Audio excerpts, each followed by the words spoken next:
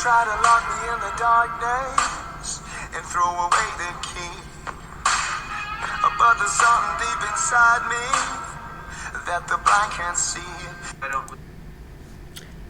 Kelly Powers, aka the Berean Perspective Apologist, manages to do it again. Yes, he manages to misrepresent Jehovah's Witnesses. He had a show on May the 3rd, 2021, where he is coaching his audience on how to refute Jehovah's Witnesses. During his show, he manages to prove he doesn't practice what he preaches, mainly what his channel is based on, in Acts chapter 17, verse 11, which reads, "Now these were more noble-minded than those in Thessalonica, for they received the word with great eagerness, examining the scriptures daily to see whether these things were so." Now, what I want to focus on in this text is the sentence, "to see whether these things were so." One of Kelly's audience by the name of Neff wrote, "The watchtower in 1 Thessalonians 4:16 is Jehovah in notes of the New World Translation, Reference Bible, and the Two Kingdom Interlinear. And it's disappointing that instead of Kelly checking to see whether these things were so, as Acts 17:11 says to do, he took this person's word at face value and also made false assertions about the watchtower." I don't know who this Neff guy is, but I want to put up what Neff says here. This is interesting. So Neff, I forgot about this too. I wasn't even looking in the Kingdom Interlinear, but in the Kingdom Interlinear, the footnote at the bottom, this is true.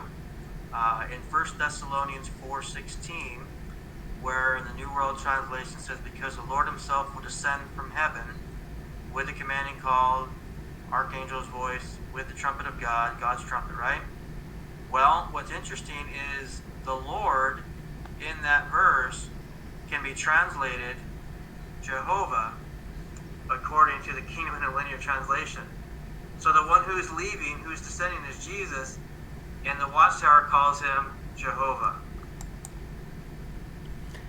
Now, what is true in 1 Thessalonians chapter 4, verse 16, the footnote does have Jehovah. But what isn't true is that his Kelly statement says, "and the watchtower calls him Jehovah." Absolutely false. Way to go, Neff. Busted! So, again, that's why I tell people, you can get stuff, but if you can get one of these beautiful things, this thing is a gem. The Kingdom Interlinear 1969 edition. It's worth it because it has footnotes on key verses from the watchtower. Yes, footnotes in key verses that you fail to read to understand what they are saying, as I'll demonstrate. But let's continue with his misrepresentation. That shoot them in the foot. Way to go, Neff. Good job.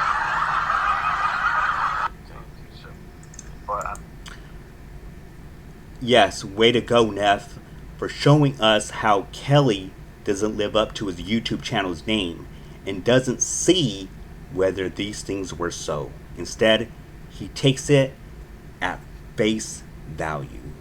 There's so many dates that they've claimed already. Yeah. Now, what Kelly's doing here is he's going to the JW.org website, reading 1 Thessalonians verses 4, verse 16 in the New World Translation, thinking he's making a point. But in reality, he's failing to see the watchtower's point. But a lot of people that are in there today don't even know that there have been, failed prophecies with dates that have come and gone. This Neff guy, again, dropped us a bomb. So this Neff. Good going, Neff. 1984 edition. So if you're over here and you go to where it has the different Bibles, right? So this is the 2013. This is the Kingdom. This one here is the 1984 Gives edition. good instructions on how to get to the so verse. You see it here. This is the 1984. Scroll down again to 1 Thessalonians chapter 4. and you go over here, this you can point to online. You can't, this is good stuff. This is good stuff here. What are we reading here again? Because the Lord himself, who's the Lord here, right? James out there, who's the Jehovah's Witness? James, the Jehovah's Witness. Who is the Lord here? This is supposed to be Jesus, right? Jesus himself is going to send from heaven with a commanding call with the Archangel's voice, right? Because the Lord himself would ascend, right? See this little thing right here? You click that. Who's the one coming? The Lord Jehovah.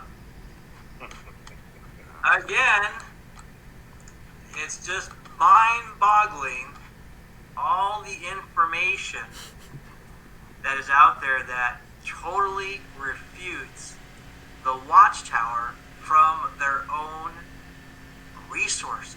It is incredible.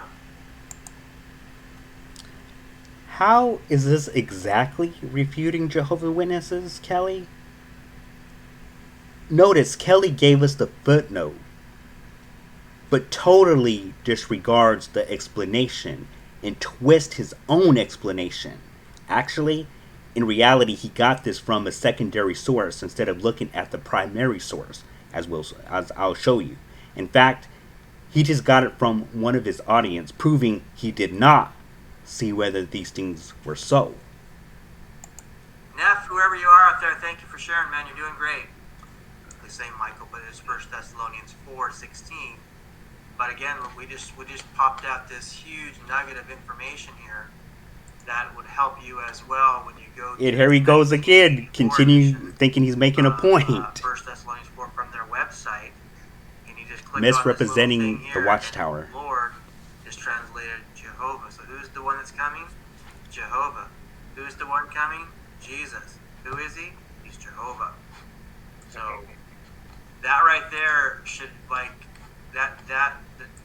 the argument is already done with that one right there. If you started off with that, they might be running from you. I feel bad for this guy, Duff Vids, because he appears to be a humble and sincere individual searching for who God is. And Kelly is here misleading him with false information, which Kelly doesn't even understand what he is reading, which is typical with my encounter with him. Okay, well, But do it in love. yeah, And you look like a really gentle guy, so I can already tell you're going to be good. yeah, I'm not very confrontational with this. I just want to put the word out for him, and it is over the phone because he's across on the other state. But either way, and he's got me on the JHWH library app, so that's what I'll got me using. But with the cross references at the 84, I know you can go on the website, but I don't think you can use it on their app, which is very. Oh, I think you can. I think you still can with the app. I think it works too. Let's see what Jeff wants to say. Jeff, did you have anything you wanted to say to Mr. Duff? Yeah, I thank Neff for bringing that up. And Now, Kelly's buddy, Jeff Coons, gets into more trouble not understanding what he's saying. Just listen. you've put it up there. Something that you may guys know is that when it gave the Jehovah's references, though J's and P's stuff that are there, those are Greek manuscripts. False. So that's what the Watchtower is actually saying. And notice, Kelly and this other guy, Giovanni, who was once a Jehovah's Witness, doesn't even correct him. You know why? Because they are also naive. Those are not Greek manuscripts that contain the divine name, which Jehovah's Witnesses did not state. But listen to Kuhn's statement, his misrepresentation. That in those Greek manuscripts, Jehovah appears. So my question. Did you hear that? He said Jehovah's Witnesses claim that Jehovah appears in 1 Thessalonians chapter 4, verse 16. As I'll demonstrate, that's not true. They don't claim that. Question is, Jehovah's Witness and James, if the Watchtower says the word Jehovah appears in those manuscripts, can you tell me when it was taken out of the manuscripts? Because the Watchtower says it was there. That's No. Jeff Coons is completely wrong. Let's bring up the text that was just brought up. Here we are. Because the Lord, and here the footnote. Where it has Aleph, which is the Codex Sinaiticus. The code A, which is Codex Alexander. Code B is Vatican. BG is Latin Vulgate by Jerome. An exception to the Latin Vulgate, these are all Greek manuscripts that the Watchtower did not say Jehovah were in those texts. What Jeff appears to be naive about this is the J documents. J document, J7, J8, J13, J14 contains the name Jehovah. What are the J documents? These are Hebrew New Testaments that do contain the divine name in 1 Thessalonians 4, verse 16, which the Watchtower does not endorse, as Kelly Power falsely claimed and misrepresented. And Jeff Coons falsely stated the Watchtower said Jehovah was in those Greek manuscripts, which is not true. Otherwise, they would have included the divine name in the main New World Translation text, which they did not. Let me show you. If you go to the website as Kelly demonstrated, which he did a good job, you could just type in explanation of the symbols used. Textual symbols. Throughout our footnotes, when given textual information, it has been necessary to refer to many early manuscripts, papyruses, and codices. Following is a chart of the major symbols that are referenced in the footnotes of this publication. And what do they reference? Aleph, the Codex Sinaiticus. Code A, Codex Alexandrinus. Code B, Vatican manuscripts.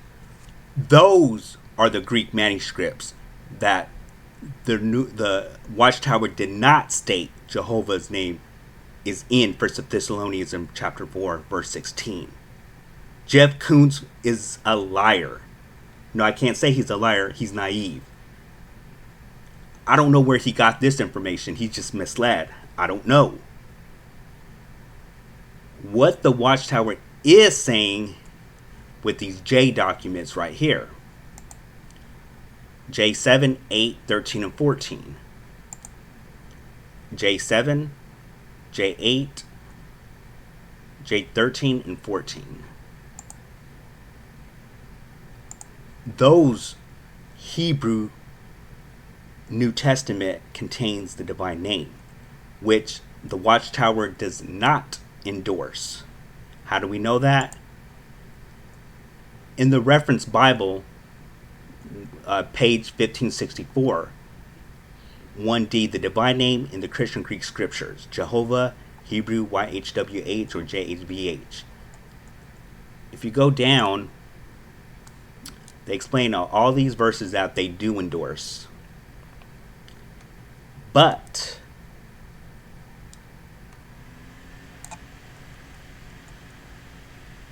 here showing following is a list of the 72 places where the name Jehovah occurs, not in the main text of the New World Translation of the Christian Greek scriptures, but only in the footnotes. And why is that? Because they don't endorse it. They don't think the divine name should appear there. Here's a good example. Matthew chapter 22, verse 32.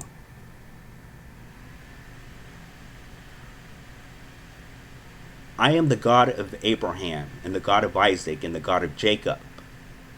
He is the God, not of the dead, but of the living.